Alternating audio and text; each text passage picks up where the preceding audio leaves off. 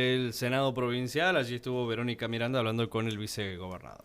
Sí, así es. Ayer estuvimos dialogando con él a raíz de que se conoció, precisamente en el día de ayer, la decisión, él nos explicó que es una resolución ad referéndum del cuerpo, o sea, esto al 1 de abril, cuando haya sesiones, tiene que ir al Senado para que, se trate, pero es una resolución de presidencia del Senado en lo que resolvió eliminar dar marcha atrás con la designación de 18 funcionarios que habían sido designados como directores de comisión de la Cámara de Senadores, muchos de ellos familiares de los senadores y que habían sido designados en las últimas sesiones ordinarias de la Cámara de Senadores.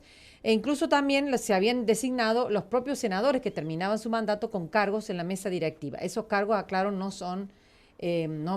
tiene la facultad el presidente del Senado o el vicegobernador de revocar su mandato. Eso lo decide el Senado, precisamente, la conformación de su mesa directiva en una sesión preparatoria.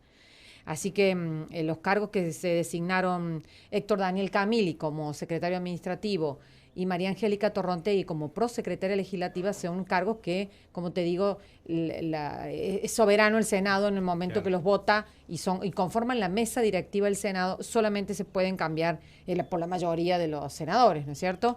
Y ya en el transcurso de las sesiones ordinarias. Como les decía, resolvió dar de baja a estos 18 directores de comisiones que habían sido designados mediante una ley que se modificó, es una ley que estaba vigente del año 2011 de estructura funcional de la Cámara de Diputados y de Senadores, a raíz de que se modificó este año la ley, se nombraron 22 cargos en el Senado Provincial. Bueno, ya va a hacer un recuento de esto el vicegobernador de cómo ha sido el tema de las modificaciones de las leyes. Se le dio de baja voy a nombrar a los familiares que habían sido designados en las últimas sesiones y se los había designado directores de comisiones. Imagínate que son cargos que deberían ser muy técnicos y que, deberían ser ocupados por personas conocedoras del funcionamiento legislativo. Eran todas personas que nadie conocía y ni que tenían trayectoria de estar en la cuestión legislativa o en la función pública.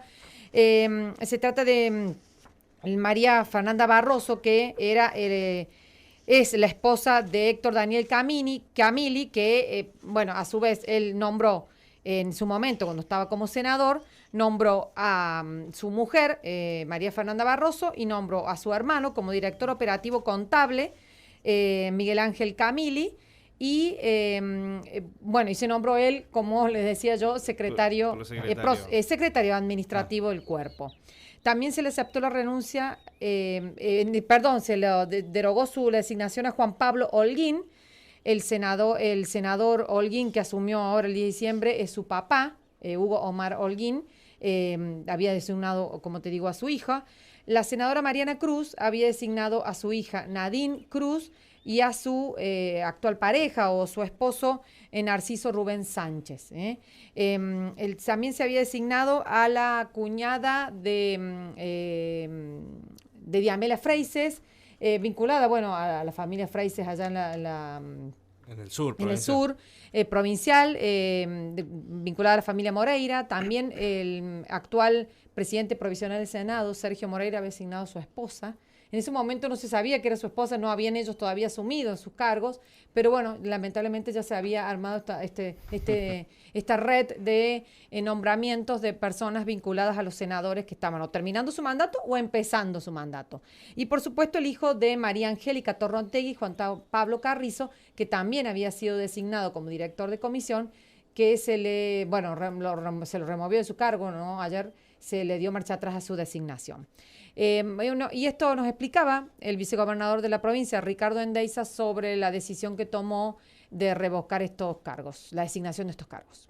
Para hacer un poco de historia, tenemos la ley conocida como de los 53 cargos, que fue la ley que se dictó para modificar la estructura funcional de la legislatura de San Luis, en la cual se crearon unos nuevos cargos llamados de directores de comisión, que tenían a valores actuales un sueldo cada uno de ellos de entre 800 y 900 mil pesos, que realmente nosotros desde el primer momento nos pusimos a través de nuestras representaciones parlamentarias, lo manifestamos públicamente, porque entendimos que era un privilegio y era intentar transformar a la Cámara de Diputados y a la Cámara de Senadores en una guarida o en un lugar para que se refugien quienes terminaban el gobierno y no hacer como corresponde, volver a la actividad privada, volver a las labores que uno tenía antes. Entonces, en este marco, en la Cámara de Diputados, por las mayorías que logramos consolidar, no se realizaron designaciones.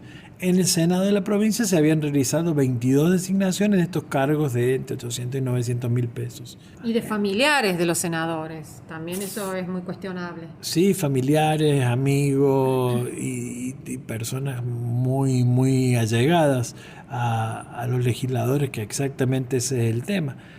Que no se ha visto esto como un lugar de privilegio o un lugar para seguir viviendo del Estado, cuando bueno, en algún momento toca irse y hay que volver a la actividad privada. Así que en ese marco, dentro de las 22 designaciones que se habían hecho en el Senado de la provincia, tuvimos que se presentaron 4 renuncias y los restantes 18 cargos en el día de ayer, tal cual lo habíamos dicho anteriormente, habíamos avisado. En el primer día hábil en el que yo estuve a cargo de la presidencia del Senado, y encontrándose el Senado en receso, yo procedí a dictar una resolución de presidencia, dejando sin efecto estas designaciones ante el referéndum de la Cámara, ¿no? Pero han sido dejados sin efecto y han cesado en sus funciones. ¿Y quiénes han renunciado, que han presentado esa renuncia? Han presentado 3 directores de Cámara y el asesor letrado de la Cámara del Senado de la provincia. El doctor Mones Ruiz. El asesor letrado era el doctor Mones Ruiz, sí. Bueno, ahí nos aclaraba entonces que una de las renuncias fue la del doctor Eduardo Gastón Mones Ruiz. Hasta el domingo, vicegobernador de la provincia, él se habían designado asesor letrado de la Cámara de Senadores de la provincia de San Luis y también, bueno, el lunes presentó la renuncia a ese cargo el ex vicegobernador de la provincia. Y bueno, estuvimos como tratando de pedirle, por decir así, al vicegobernador de la provincia de que le dé mayor transparencia a lo que es el funcionamiento del Senado provincial. Ustedes saben que yo siempre les cuento que no se puede acceder a los proyectos, no se puede acceder a las resoluciones. A veces al sumario del orden del día, de que se va a tratar, lo que se va a tratar en el día, en la sesión, ni hablar de las transmisiones. Sí hubo un momento que se logró transmitir por YouTube las sesiones, luego se dio marcha atrás porque no había personal para hacerlo, y estas últimas sesiones, precisamente donde los senadores se nombraban a sus familiares, no había ninguna transmisión. No había ninguna transmisión y no había quien te informara tampoco. Casi no tenías la palabra, por ejemplo, de los senadores de la oposición, claro, que no estaban de acuerdo con estas designaciones, te quedabas sin ningún testimonio. O sea, había que estar en la sesión para realmente presenciar esto que estaba sucediendo, en una falta de transparencia total que tiene el Senado provincial.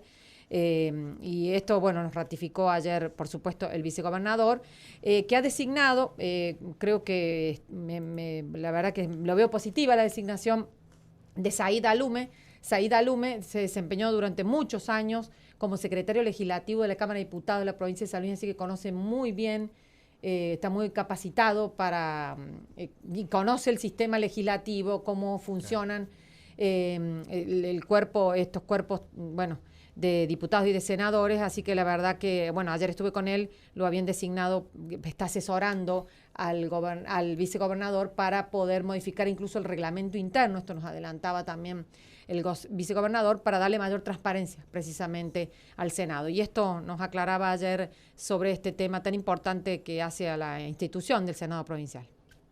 Bueno, realmente uno de los desafíos que tenemos es el de la transparencia. La transparencia, el de la publicidad de los actos de gobierno, que es uno de los principios elementales del sistema republicano. A la vez, tenemos un nuevo Senado, que quizá todo este oscurantismo vino de tener un Senado que era una cuasi escribanía con 9 diputados a 0 u 8 a 1. en este momento se está dando que podamos tener 2 o 3 bloques, y por primera vez va a tener que darse eso tan importante que es en la vida democrática, que es el tema de la búsqueda de consenso, del diálogo y demás. Y otro de los desafíos que tenemos es adecuar reglamentariamente la parte de la organización interna de todo lo que tiene que ver con la actividad parlamentaria del Senado de la provincia, para tener un reglamento claro y que esté a la altura de las circunstancias y de los tiempos, para precisamente facilitar la publicidad y la transparencia y la corrección, ¿no es cierto?, de la labor legislativa. Sí, la verdad que había muy poco conocimiento ciudadano y la gente critica a los legisladores por esto, y encima acá no se podía ni difundir lo que estaba pasando adentro del Senado. Sí, exactamente. Bueno, ahora mi idea voy a poner todo mi esfuerzo porque deje de ser así, porque realmente uno de los principales deberes que tienen los funcionarios públicos, cargo que tanto revisto yo como presidente de la Cámara de Senadores, como revisten los legisladores, como los senadores en este caso como legisladores, es el de asegurar que los ciudadanos sepan qué hacen los funcionarios que cobran sueldo de los impuestos que pagan los ciudadanos. Así que definitivamente es un gran desafío y es una obligación hacerlo. Bueno, esto nos decía ayer el vicegobernador de la provincia, en donde nos ratificaba entonces la decisión que tomó de eliminar estos 22 cargos que habían sido designados de funcionarios y directores de comisiones. Esos directores de comisiones eran nombrados de carácter permanente con estabilidad, Javier. O sea, eran personas que iban a quedar ya en planta permanente del Senado por muchos años, hasta que se jubilen o fallezcan, imagínate, o renuncien. Y la verdad que, había generado mucho malestar estas designaciones. Como bien lo aclaraba el vicegobernador, esto no había podido suceder en la Cámara de Diputados porque no tenían la mayoría necesaria para imponerla, pero en el Senado sí. Y él ahí ha dado un dato importante de lo que pasaba también, es cierto, porque había esta cierto funcionamiento, digamos, poco transparente, es porque siempre hubo mayoría total del oficialismo, de lo que era del Partido Justicialista, para ubicarnos, o porque respondía el gobernador de la provincia en ese momento. Y bueno, se han ido equiparando las cosas. Y atento porque el senador Diego García de Ayacucho, Javier, que no estuvo de acuerdo con las designaciones de la mesa directiva del presidente provisional del Senado, ese día se levantó de la sesión y se fue en la sesión preparatoria y no fue el domingo a la Asamblea Legislativa. Así que están contando con la idea de que él va a abrir también su bloque unipersonal y va a dejar de pertenecer a lo que es el bloque de Unidad Justicialista, claro, ¿no? Ahora bloque de la oposición. Así que está como más equiparada la cantidad de legisladores, si bien sigue manteniendo el bloque Unidad Justicialista la mayoría, está cada vez más justo la cantidad de votos que tienen, ¿no? Estas personas, Vero, no habían llegado a asumir, como decías vos, no habían empezado a cumplir funciones. No habían empezado porque su designación era a partir del 10 de diciembre y no habían... Esta medida fue el lunes a la mañana. Claro, o sea, exacto, no habían alcanzado ni a presentar sus papeles, nada en recursos humanos del Senado. Y no ha habido protestas, por lo menos se conocieran. No, la verdad que no. No, yo ayer intenté hablar con algún senador, pero no había ninguno en el edificio. Uh-huh. Bueno, vamos a ver qué repercusión trae esto, ¿no? ¿Qué cola trae dentro de la legislatura, que ya iba a tener una importancia muy fuerte a partir de la minoría que iba a contar el gobierno provincial, pero los últimos movimientos han hecho que se piense dos veces, ¿no? Que si el gobierno de Claudio Poggi presenta un proyecto de ley, si va a tener esos votos suficientes para poder llevar adelante. 7 de la mañana, 57 minutos. Leo Mancuello, ¿tiene noticias universitarias? Así es.